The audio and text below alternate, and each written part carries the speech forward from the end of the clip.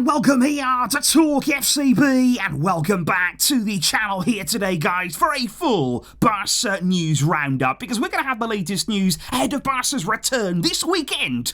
We are very nearly there, guys, and also coming up today, we've got time to talk about some transfer news that's been circulating in the media. We're going to be talking about some free agents, which include Alphonso Davies, and aside from that as well, Erling Haaland is also on the agenda. It is all coming your way, so let's do it. But I want to start first of all by giving some special super thanks shout-outs here on the channel. Big thank you indeed to Chigozi, to Melvin, to Teo, and to Bio. Absolutely unbelievable support there. Thank you to all of you guys there for these super thanks. I'm really excited for these upcoming games, and I cannot wait to share all of the emotions with every single one of you. Let's get really hyped for that right now, because already we have the shirt that we're going to be wearing in El Clasico. It has now been officially launched. We've been known that it was coming for quite some time, because on the front there, the Spotify logo has been replaced by Coldplay. Now, I've got to admit, guys, it took me a few minutes to actually realise that said Coldplay, but, you know, maybe that's just me.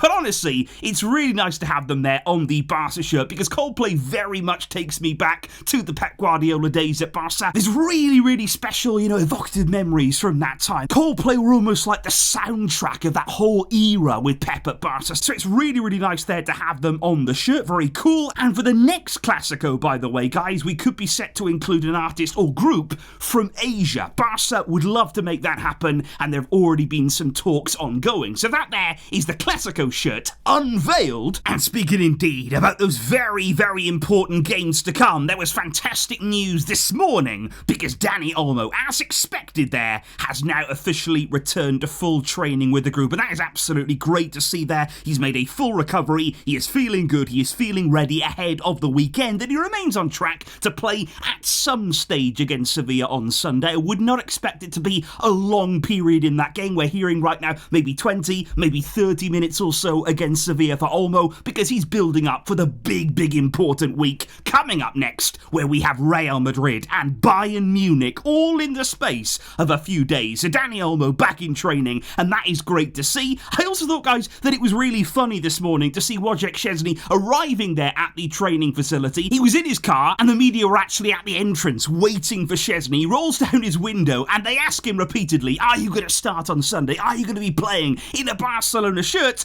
And then to sort of distract them, he didn't want to get tied down to an answer on that. He said, hey, look, there's Robert Lewandowski up ahead of me, pointing there to distract the media, and then he moved on without giving an answer. It's going to be interesting to see whether Szczesny is indeed in the lineup. Has he got himself up to speed? And are Barca going to prepare him again for those very big games that are coming? But of course, one man who is definitely going to be playing on the weekend, that is Inigo Martinez, who for me, guys, has been one of the unsung heroes of the season so far. He's been so impressive, and he goes about his work almost effortlessly, almost silently there, you know, just doing what he needs to do, doing everything very nicely, keeping everything under control, and he has been so solid under Hansi Flick so far, really repaying the faith, of course, that Flick has had in him since the very beginning of the summer. And it was interesting to hear Inigo Martinez come out and say, I feel that I'm in one of the best moments of my entire career. And this is somebody, of course, who's very experienced, but he says right now,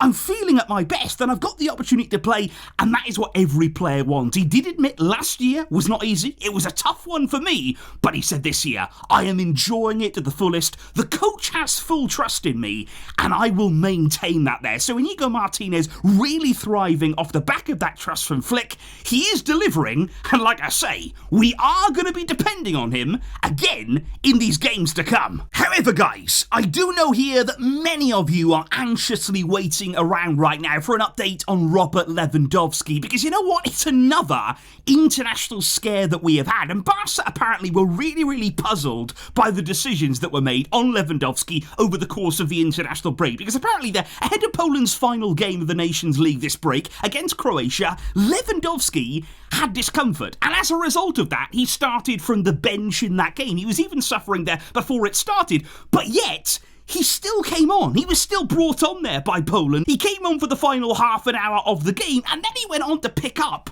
a further knock. You know, he had a few strong challenges on him, and he ended the game with even more discomfort than he started it with. Please, guys, can we stop this? But again, we've managed to have gotten lucky, just like with Lamine Yamal. You know, it could have been much worse. It could have been a much, much more concerning situation. But with Lewandowski, there is also no injury at all. He is all fine to face Sevilla. He's going to be ready for that game. He is going to be in the lineup, and he is going to be bidding to continue his red-hot run of form in front of goal. And that's a big relief. However though, guys, during international breaks, as you know, away from the club action, the media do like to focus a little bit more on the transfer side of things. And we have heard plenty of rumours over the course of the international break, and I'd like to discuss a few of them right here with you. Because in particular, let's look first of all at the free agent market here. Players who are going to become free in the summer of 2025. And of course, come January, you can actually agree pre-contract agreements with all of the listed players right here. And Barca, as we know, over the course of many of the past seasons, they've always been attentive to free agents, you know, market opportunities there, players that they can bring in who can either have an impact or who can have very, very good sell-on values. Now, at the top of that list is Trent Alexander-Arnold, which is interesting because he's actually come out in the past, you know, several years ago now, and actually said that aside from Liverpool, the team that he likes the most, the team that he can actually connect to the most, it is Barca. He said they do things very, very similar to what we do here at Liverpool. But interestingly, he's been more linked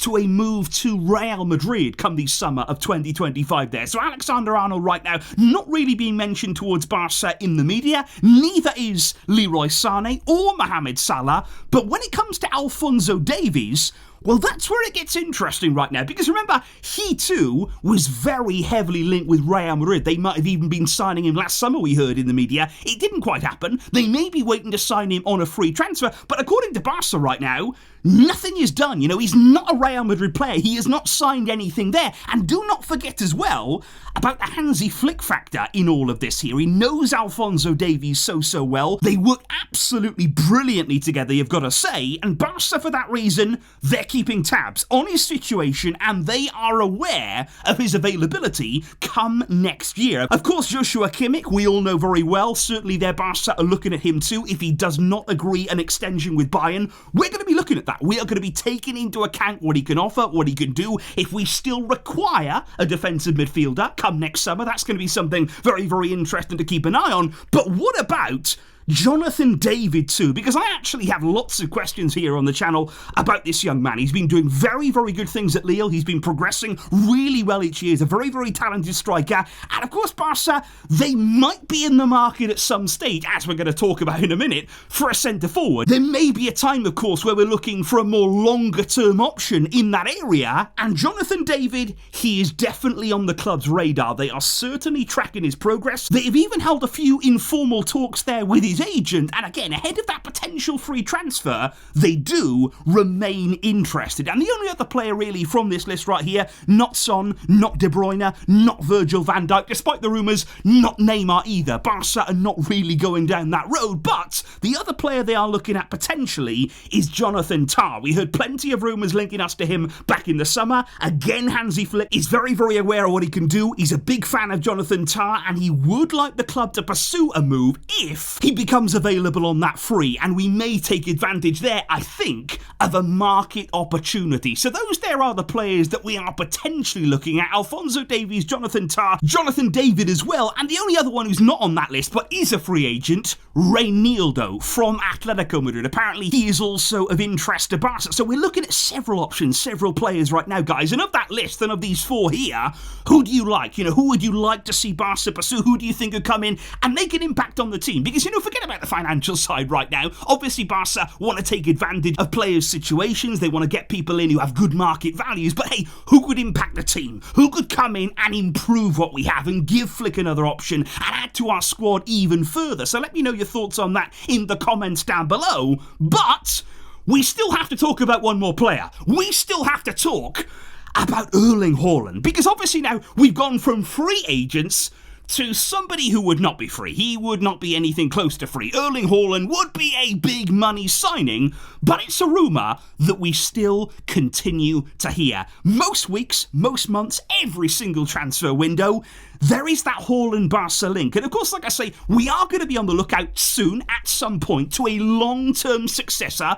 to Robert Lewandowski. Now, either in 2025 or 2026, could Laporta target Haaland? That's what we're hearing, that Laporta's main wish, his main ambition, his dream, it's Haaland. And we've known that. We've known that now for so many years. And of course, remember, ahead of the next presidential election, Laporta might be looking for a statement. And could it be Haaland? Because Barca, of course, are set to return to the Camp Nou in the very near future. That's really important, not only for the club, but also for our revenue. We've also seen in recent transfer windows there that every single transfer window, our financial situation and our FFP situation, it's improving. It's getting better and better and better. We are moving in the right direction, and we've been moving closer to some normality here. So could we actually sign Haaland? Well, right now in the media, it is being reported that he could agree a new contract at Man City. He may extend his contract further at the club and stay there. But if he is to renew his contract, there will definitely be a release clause in there. And the big question will be,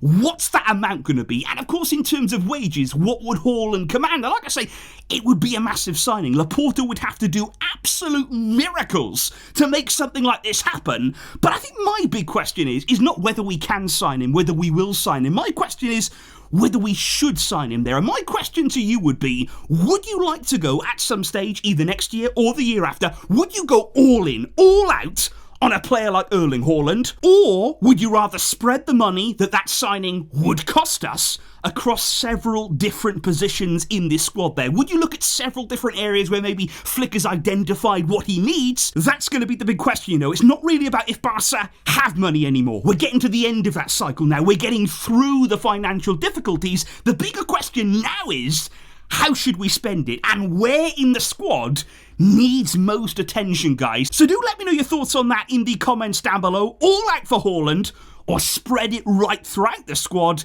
And do let me know as well your thoughts on everything else we have talked about in today's video. We're building up to Barca's return, and I cannot wait, guys. I will see all of you soon. Thank you indeed for joining me here. But until next time, as always, Vejska, here Barca.